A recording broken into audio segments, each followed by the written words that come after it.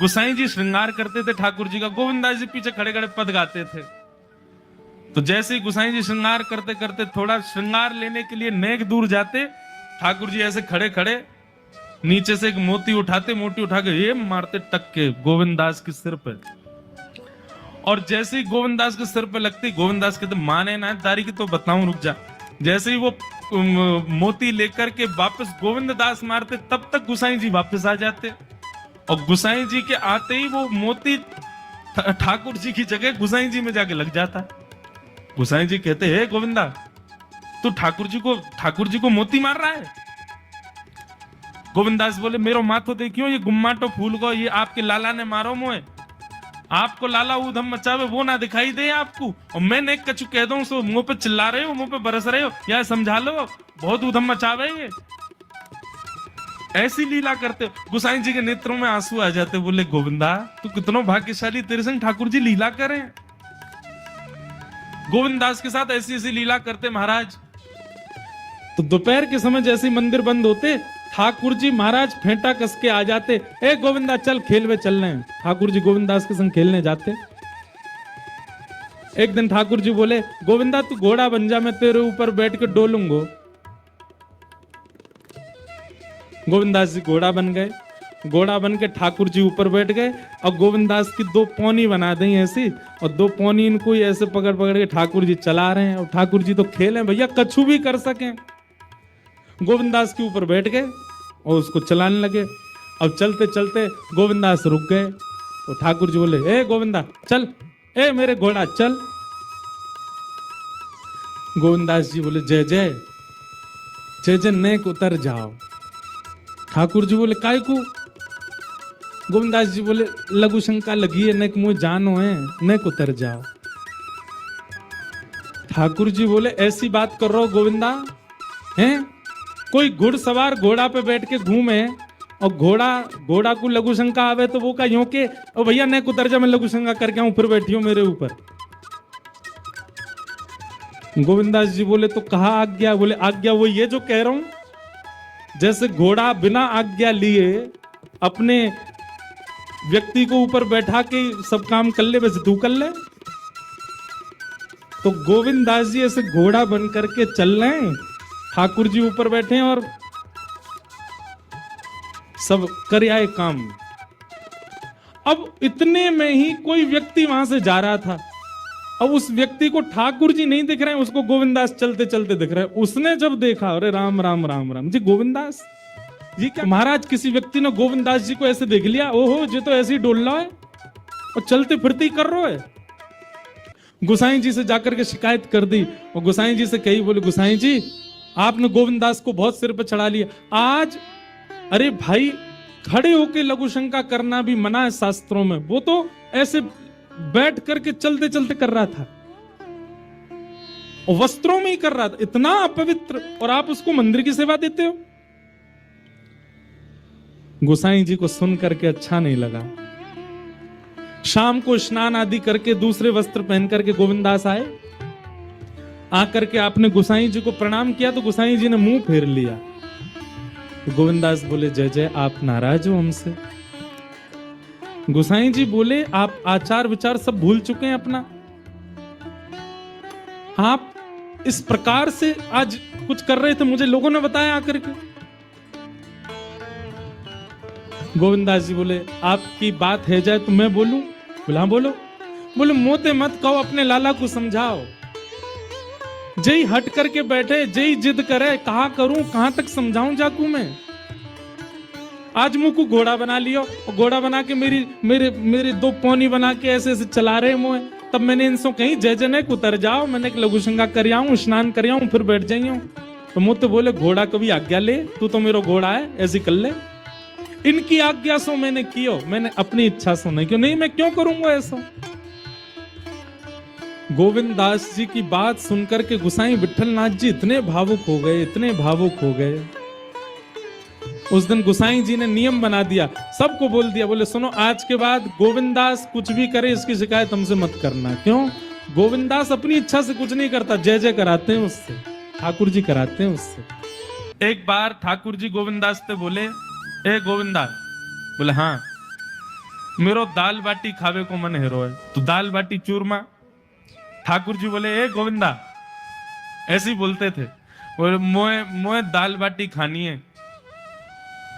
बोले 56 भोग बनते हैं रसोई में, अपरस में मुंह पे पट्टी बांध करके महाराज रसोईया बनाता है।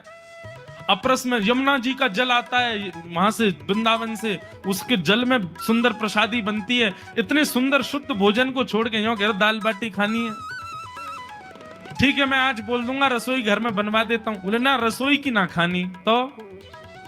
बोले तेरी कदम खंडी में आऊंगा।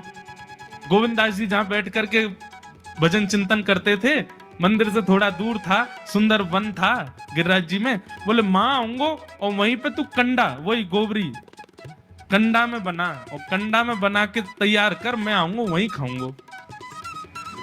गोविंदास जी बोले यहाँ सब लोग आपको मंदिर में पूजने आते हैं, आप यहाँ पे भगवान हो, ऐसे कहीं खाने पीने आओ। बोले कोई को पता थोड़ी चलेगी, मैं आ जाऊंगा, तू चिंता मत कर, तू सुन तैयारी कर ले, आज मैं तेरे यहाँ आके प्रसाद पाऊंगा।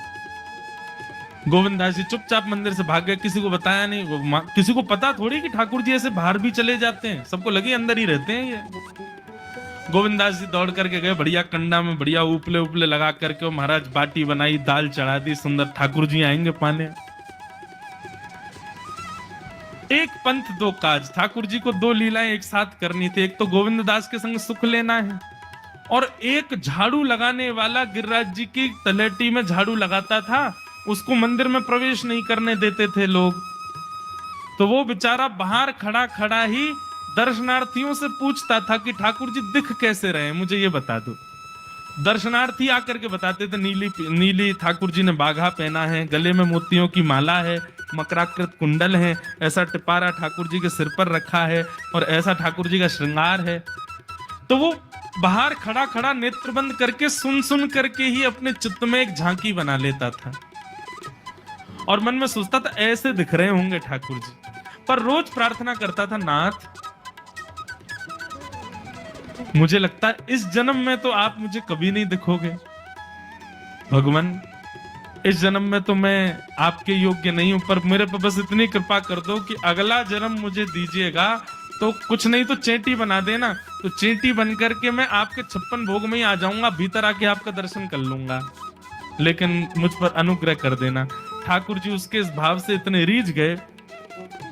गोविंद दास को बोला था कि दाल बाटी खाने आएंगे, अब मंदिर बंद करके सब तो चले गए वहां से, सब लोग भोजनालय में भोजन प्रसाद पाने लगे। ठाकुर जी मंदिर से निकले अचक करके बाहर, गिरिराज पर्वत के ऊपर विराजते थे।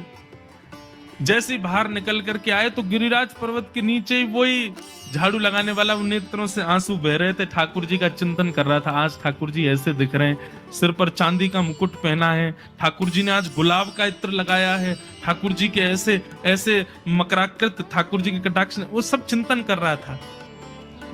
ठाकुर जी नीचे उतर करके जाने लगे, इतने में ही ठाकुर जी ने लीला करी और जोर जोर से ठाकुर जी चिल्लाने लगे, अरे जल्दी ते आइयो, देखियो मेरे पाम में कांटो लग गयो, अरे जल्दी ते कोई आओ या कांटे को निकारो, मुझको तो बहुत दर्द है रो है, अरे भैया जल्दी आओ जल्दी आओ। अब ये स्वर जैसे ही सुना उस झाड़ू लगाने वाले ने, उसके नेत्र खुल गए, उसने देखा, बोले कि ये स्वर कहां से आ रहा है। उसने जैसे ही नेत्र उठा करके ऊपर देखा, तियों की माला पहनी है, मकराकृत कुंडल पहना है, चांदी का मुकुट चमक रहा है मस्तिष्क पर, ठाकुर जी के केश घुंघराले लहरा रहे हैं, और ठाकुर जी अपनो एक पाम हाथ में पकड़ करके और एक पैर पर लंगड़ी जैसे खेलते हैं, ऐसे ठाकुर जी कूद रहे हैं यहां से वहां। नीचे से झाड़ू लगाने वाले लिखे, अरे ऐसा पुरुष तो मैंने जीवन में कभी नहीं देखा, ये कैसा पुरुष है। नीचे से ठाकुर जी को देखने लगा, अब स्वरूप उसको पता था, तो उसने कही ये जरूर ठाकुर जी होंगे, वहीं से प्रणाम करें। ठाकुर जी बोले प्रणाम कर रहा हूं, दारी के जल्दी ऊपर आ, कांटो लगो मेरे पाम में, या को निकार। बोलने लगा, बोले मैं ऊपर नहीं आ सकता, गुसाई जी मारेंगे, सब लोग डांटेंगे मुझे। अरे नहीं गुसाई जी ऐसा कुछ ना के, ये सब तो बाहर के लोगों ने नियम बना दिए, मैं तो सबसे मिलूं, तू आ जा जल्दी ऊपर। जैसे ही ऊपर गया, ज्यों-ज्यों ठाकुर जी के समीप जाए त्यों-त्यों उसके नेत्र सजल होते जाएं। ठाकुर जी के बिल्कुल समीप पहुंच गया। भगवान बोले, देख काई को रो भैया, जल्दी कर, मेरे पाम में कांटो लगो या को निकार। जिन चरण कमलों के स्पर्श के लिए सदा लक्ष्मी लालायित रहती है, ठाकुर जी ने उसकी गोद में अनायास अपने चरण रख दिए। बोले जल्दी कांटो निकार, कांटो लग गो मेरे पाम में। अब वो ठाकुर जी के सुंदर तलवों को अपने हाथ से ऐसे देख रहा है, ढूंढ रहा है कहाँ कांटा लगा है, कहीं उसको कांटा मिल गया। अब इतने कोमल चरण ठाकुर जी के, उसके नेत्रों से आंसू भी गिरते जा रहे हैं, भाव विह्वल होता जा रहा है। मेरे सौभाग्य की सराहना, ठाकुर जी के इतने समीप। कांटा निकालने के लिए बार बार अपने अंगूठे से खींचे, लेकिन कांटा नहीं निकले। ठाकुर जी बोले अरे जे हाथ पे ना निकलेगो। उसने पूछा कैसे निकलेगा? बोले अरे मेरो पाम पकड़ के अपने मुंह के पास ले जा और दांतन से निकाल, तब निकलेगो ये।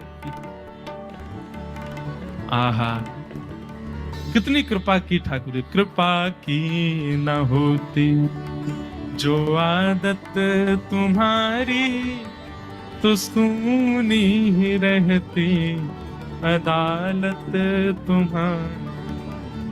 जो दीनों के दिल में जगह तुम न पाते, तो किस दिल में होती हिफाजत तुम्हारी।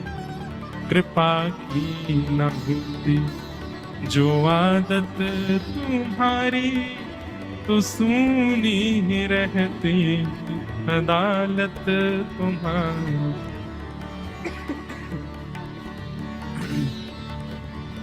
कितनी कृपा। उसने कांटा निकाला मुख से। ठाकुर जी बोले अब चल, मुंह से चलो ना जा रहा। गोविंद दास ने अपनी कदम खंडी में दाल बाटी बनाई है, मुंह ले चल वहां पे। बोला कैसे लेके चलूं? बोले तेरे कंधान पे बैठ जाऊंगा मैं। और ठाकुर जी ने अपने दोनों पांव ऐसे लटका लिए उसके यहाँ पे, और सिर पकड़ करके उसके ऊपर ही बैठ गए। बोले चल ले चल मुंह। वो तो महाराज बेहोशी सी हो रही है, उसको विश्वास ही नहीं हो रहा ठाकुर जी मेरे संग इतनी बड़ी लीला कर रहे हैं।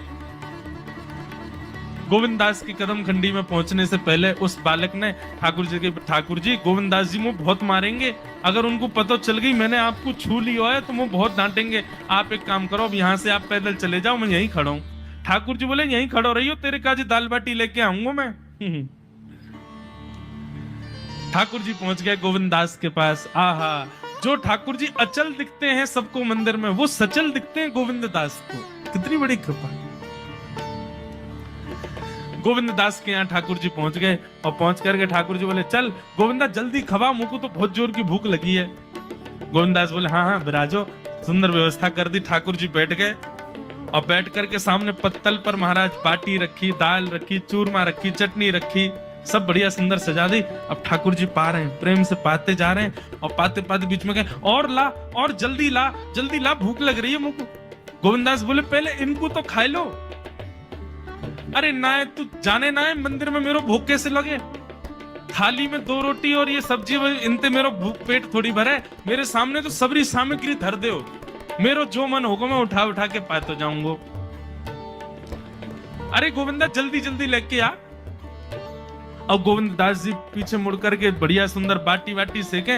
इतने में ठाकुर जी क्या करें, एक बाटी तो खा जाएं और दूसरी बाटी उठा के अपनी जेब में धरते जाएं। वो संग आयो वाक्य काजी लेके जानी है। अब तुम्हारा ठाकुर जी खाते जाएं, भरते जाएं, खाते जाएं, भरते जाएं। गोविंद दास बोलो ठाकुर जी ये तो मैं मानूं कि आपकी खुराक बहुत है, पर इतनी ज्यादा है ये मुझको विश्वास नहीं है रहा है। क्यों हैं? 56 बाटी खा गए हो अब तक आप? अरे कोई तुकना है, पेट है कि समुद्र है, कुआ है, कहा है आपको? ठाकुर जी बोले अच्छा दारी के ऐसे बोले, चलो जाऊंगा मैं। अरे नहीं जय आप तो पाओ। ठाकुर जी तो जेब में भरते जा रहे थे। अब ठाकुर जी का पेट भर गया। ठाकुर जी बोले चल भैया गोविंदा, बोले चुपचाप चलो और आचमन करो, शुद्धि करो, तब जाइयो मंदिर में। वहीं गोविंद कुंड के पास में गोविंद दास जी ने जबरदस्ती ठाकुर जी बैठा दिए। बोले हाथ में जल लो। ठाकुर जी जल लेकर के बैठे। बोले अब करो अपवित्र पवित्रो वा सर्वावस्थांगतो पिबा। ठाकुर जी आचमन कर रहे हैं, अपनी पवित्र कर रहे हैं ऊपर से लेकर नीचे तक। इतने में ही गोविंद दास बोलते पीछे की गए और ठाकुर जी की पीठ पे जाकर के एक धक्का दियो महाराज, पूरे ठाकुर जी डुबा दिए कुंड में। ठाकुर जी पूरे ऊपर से नीचे तक भीज गए। ठाकुर जी दारी के तेरी शिकायत करूंगो, गुसाई जी तो कहूंगो तू ऐसे करे मेरे संग। गोविंदास बोले मैं हूं बता दूंगा तुम कौन कौन के कंधान पे चढ़ के घूमो। हम मंदिर के लिए इतना नियम बना रखो है, नहा के आओ, धो के आओ, हाथ पांव खासा करके आओ, और कुछ अपवित्र वस्तु मत छीलेना, अप्रश्न रहना, गीला वस्त्र तन पे होना चाहिए। आपकी सेवा के लिए इतने नियम, और खुद क्या कर रहे हो? ऐसे गोविंद दास वो कह रहे हैं, यद्यपि रूप गुण शील सुधर था, इन बातन नारी झई है, प्रीतम प्रीत ही सो पई।